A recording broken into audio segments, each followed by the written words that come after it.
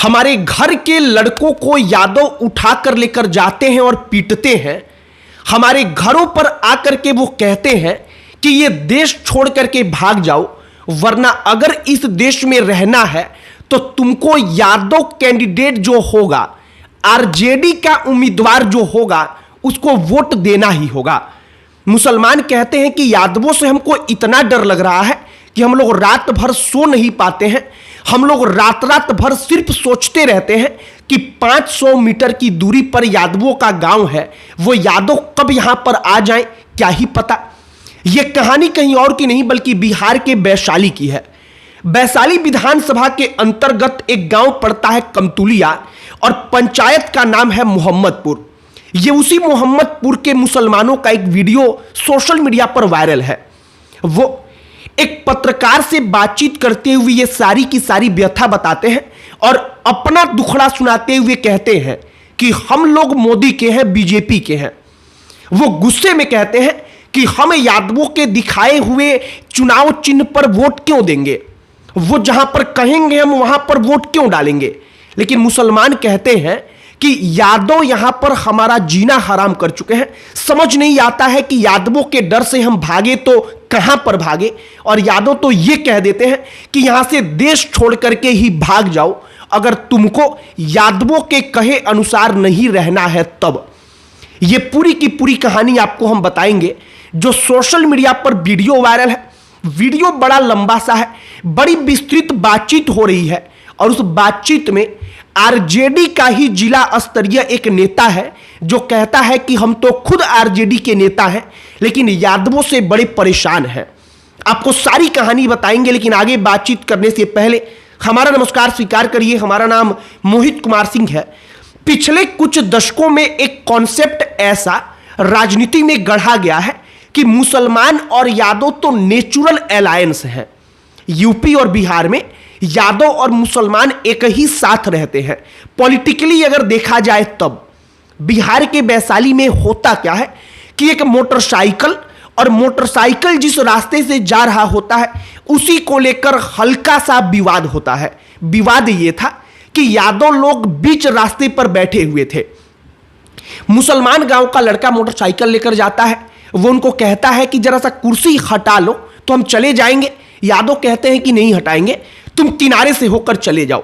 इसी को लेकर जरा सा विवाद होता है।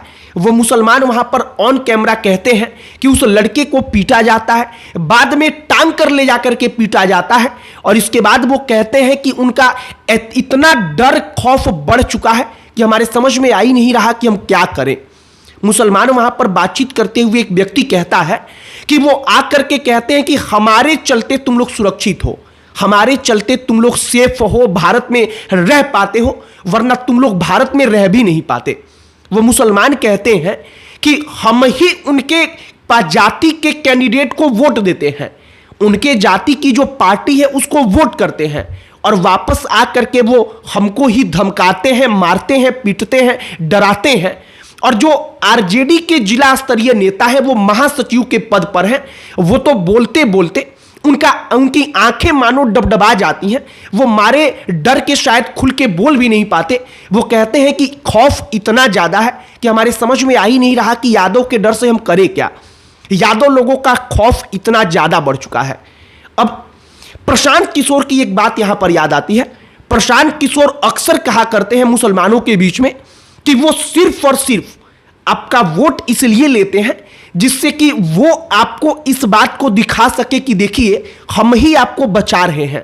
वो एक प्रकार का डर मुसलमानों को दिखाते हैं कि अगर हम नहीं रहेंगे तो बीजेपी तुम लोगों को खत्म कर देगी, और मुसलमान इसी नाम पर वोट दे देता है।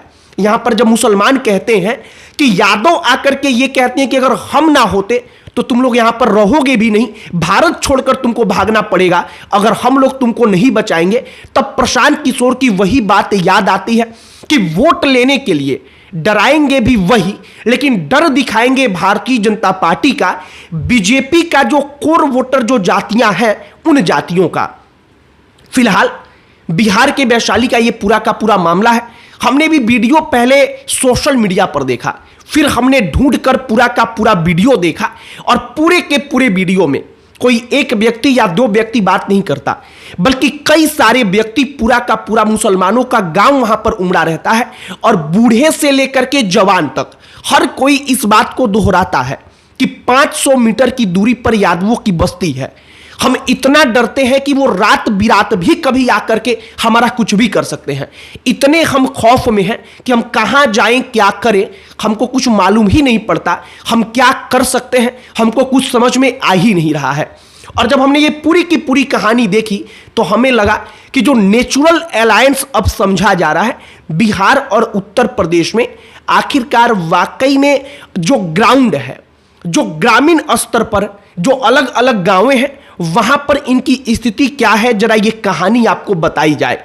बाकी जो वहां के मुसलमान हैं वो कहते हैं, अब गुस्से में शायद वो इस बात को कह रहे हैं कि हम लोग मोदी वाले हैं, या फिर वो चाहते हैं कि कम से कम सरकार उनको सुरक्षित रखे, सरकार उनको सुरक्षा दे, इसलिए वो कहते हैं कि हम मोदी जी के हैं, हम लोग बीजेपी वाले हैं। और वो यादव कौन होते हैं हमको बताने वाले कि हम वोट किसको देंगे, किसको नहीं देंगे, हमको जहां मन होगा वहां वोट देंगे।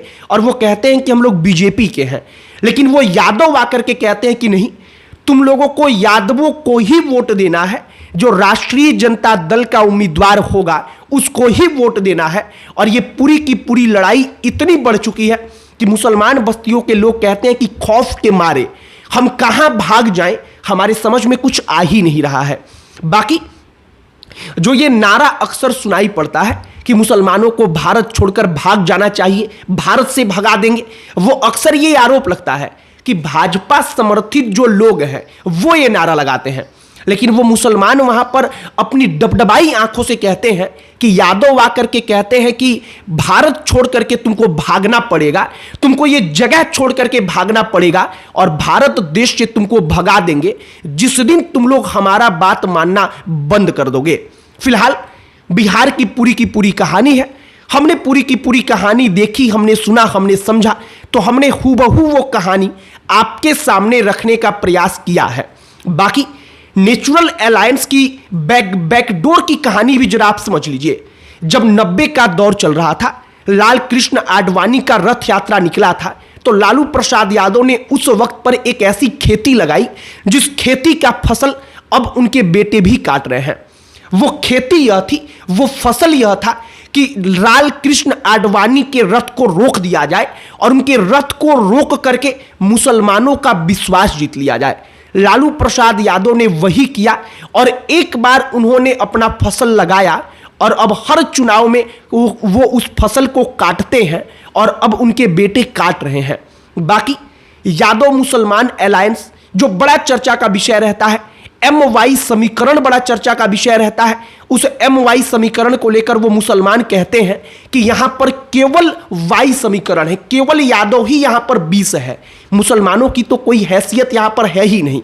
बाकी हमने वैशाली की ये पूरी की पूरी कहानी आपको बताई है, आपकी प्रतिक्रिया इस पर क्या है, आप क्या कहेंगे, कमेंट बॉक्स में लिखकर बताइएगा। बाकी अन्य कोई जानकारी जो आपको इस गांव के बारे में मालूम है, आप उसे कमेंट बॉक्स में लिखकर बताइएगा। कुछ ऐसा अगर इंटरेस्टिंग रहा, कुछ बताने वाला रहा, तो बिल्कुल हम उसको भी किसी अगले वीडियो में बताएंगे।